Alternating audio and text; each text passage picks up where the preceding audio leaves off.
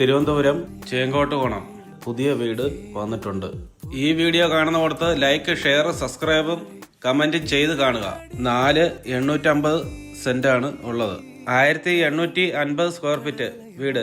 Sitout, whole, dining, kitchen, 2 ബെഡ്റൂമുകൾ താഴെ attached ആണ്. മുകളിൽ 2 ബെഡ്റൂമുകളും അറ്റാച്ച്ഡ് ആണ്.